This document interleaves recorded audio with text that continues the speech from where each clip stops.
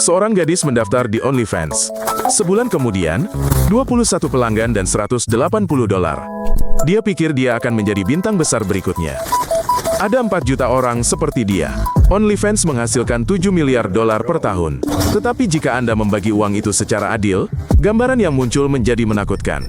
1% kreator mengambil sepertiga dari keseluruhan kue. 10% kreator teratas menerima 73% dari total pendapatan platform. 4 juta orang lainnya menghasilkan kurang dari sepertiga. Ini bukan pasar, ini lotre. 40% kreator OnlyFans menghasilkan kurang dari $10 sebulan. Bukan per hari, tetapi per bulan. Itu harga sebuah burger. Untuk itu, mereka merekam diri mereka sendiri setiap hari, 7 hari seminggu. Omset platform tumbuh dari 270 juta menjadi 7 miliar dalam 5 tahun. Pemiliknya sendiri secara pribadi menerima 472 juta dalam bentuk dividen dalam 1 tahun. 1 orang. Sementara kreator menghasilkan konten dengan bayaran sangat murah, platform tersebut mencetak uang. Ini bukan ketidakseimbangan yang acak. Itulah arsitektur sistemnya. Dan sistem itu bekerja persis seperti yang direncanakan. Hal yang paling menakutkan bukanlah angka-angkanya. Hal yang paling menakutkan adalah orang-orang pergi ke sana setiap hari dengan mimpi yang sama, tanpa mengetahui apa yang terjadi pada mereka yang datang sebelum mereka. Seorang TikToker membuat video, "Lihat, saya menghasilkan lebih banyak uang di OnlyFans dalam sebulan daripada yang saya hasilkan dalam setahun di tempat kerja." 1 juta penayangan, ribuan pendaftaran baru.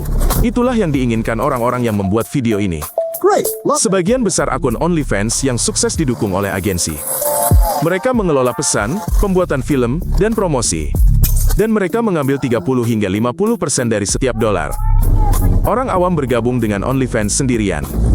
Tanpa tim, tanpa anggaran iklan, tanpa pengalaman. Dan mereka bersaing dengan tim profesional yang bagi mereka ini hanyalah bisnis. Platform hanya menyetujui sepertiga dari aplikasi. Tetapi bahkan mereka yang diterima dengan cepat menemukan, algoritma lebih menyukai mereka yang sudah populer. Pendatang baru tidak terlihat. Sistem ini terus berkembang dengan sendirinya. Jumlah kreator telah meningkat sebesar 1.200% hanya dalam beberapa tahun. Lebih banyak kreator, lebih banyak konten, lebih banyak pelanggan, lebih banyak uang untuk platform. Bukan untuk kreator, tetapi untuk platform. Tidak ada yang membuat cerita kegagalan. Tidak ada video dengan judul, "Saya menyia-nyiakan 6 bulan hidup saya dan pergi tanpa apapun." Jadi, statistik tetap tidak terlihat, dan saluran tersebut terus menyedot orang-orang baru. Mereka yang benar-benar menghasilkan uang di OnlyFans menghasilkan uang dari penulis, bukan bersama mereka. Ini adalah perbedaan yang perlu dipahami sebelum Anda mengklik tombol pendaftaran. Seorang penulis OnlyFans bangun tidur, dan hal pertama yang mereka lakukan adalah meraih ponsel mereka.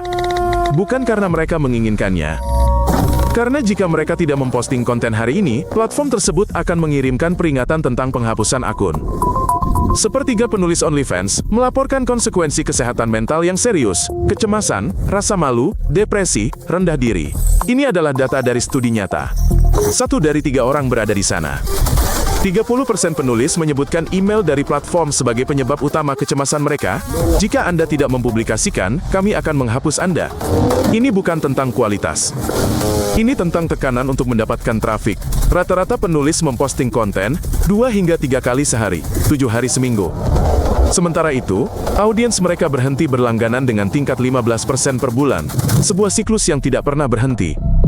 Para penulis menggambarkan hal yang sama. Anda mulai memandang tubuh Anda sebagai produk. Ini mengubah hubungan, persepsi diri, dan kemampuan untuk menjadi intim. Dan ini tidak hilang setelah menghapus akun mereka. Para psikolog telah mendokumentasikan skenario umum di antara para penulis OnlyFans. Euforia dari uang pertama, kemudian kelelahan, lalu perasaan terjebak. Tidak semua orang berhasil lolos tanpa konsekuensi kesehatan mental. Para pelanggan juga membayar harganya. Platform ini memicu kecanduan, konten yang dipersonalisasi, ilusi keintiman, dan aksesibilitas yang konstan. Orang-orang mulai menghabiskan uang yang tidak mereka miliki untuk orang yang tidak mereka kenal. Penulis tersebut menghapus akun OnlyFans-nya. Lega. Kehidupan baru. Dan setahun kemudian, dia menerima pesan dari majikannya. "Kami menemukan konten Anda tersedia untuk umum." Menghapus akun tidak berarti menghapus kontennya. Ratusan ribu video dari OnlyFans bocor ke situs pihak ketiga setiap tahun. Menghapusnya hampir mustahil. Video tersebut menyebar di situs Mirror lebih cepat daripada yang bisa Anda reaksikan. Orang kehilangan pekerjaan, keluarga, dan teman ketika seseorang yang dekat dengan mereka menemukan konten mereka. Itu terjadi setelah 1 tahun, 3 tahun, 10 tahun. Satu frame saja dapat mengubah hidup sepenuhnya. Banyak penulis merekam secara anonim, tanpa menunjukkan wajah. Tetapi suara, tato, pemandangan dari jendela, objek acak di latar belakang, detail apapun dapat menjadi petunjuk. Pengungkapan identitas terjadi dengan cepat dan selalu tidak terduga. Beberapa pelanggan menganggap keintiman di layar sebagai hubungan nyata. Ada kasus orang yang meretas alamat email penulis dan mengunjungi rumah mereka. Ini bukan teori, ini adalah kasus hukum. Pada tahun 2021, seorang pria berusia 20 tahun membobol apartemen seorang penulis OnlyFans di malam hari. Dia menjelaskan kepada polisi, wanita itu ingin diawasi. Dia adalah pelanggan OnlyFans-nya. Tak satupun dari orang-orang ini mengira ini akan terjadi pada mereka. Mereka semua mengira mereka memegang kendali. Itulah yang membuat OnlyFans menjadi tempat yang benar-benar berbahaya. Come on, just a few hundred more. Jadi, siapa sebenarnya yang menjadi kaya di OnlyFans? Bukan mereka yang membuat video. Bukan mereka yang membayar langganan. Uang itu masuk ke tangan mereka yang membangun sistem dan mereka yang belajar mengelolanya. Platform ini mengambil 20% dari setiap transaksi. Jutaan kreator, miliaran transaksi. Pemiliknya menghasilkan lebih dari $1 juta setiap hari, tanpa membuat satu video pun. Agensi mengambil hingga setengah dari pendapatan kreator.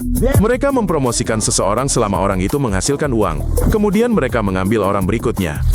Ini seperti ban berjalan, dan kreator bisa dibuang begitu saja. Orang awam bergabung untuk kebebasan dan uang. Mereka pergi dengan kelelahan, dengan konten yang tidak dapat dihapus, dan dengan jumlah uang yang bahkan tidak cukup untuk menutupi waktu yang dihabiskan. Platform ini telah ada selama 9 tahun. Omsetnya miliaran. Pemiliknya adalah seorang miliarder. Rata-rata kreator menghasilkan $180 sebulan. Ini bukan kesalahan sistem. Ini adalah produknya. Sistem ini dirancang untuk membuat Anda percaya. Jika orang lain berhasil, maka saya juga bisa. Pikiran inilah yang membuatnya tak berujung. Inilah yang telah membuatnya bertahan selama 9 tahun ini. Setiap hari, ribuan orang baru mengklik tombol pendaftaran dengan mimpi yang sama. Kebanyakan orang tidak mengetahui statistik ini. Sekarang Anda tahu. Berlangganan saluran ini, dan tonton episode lainnya, itu penting.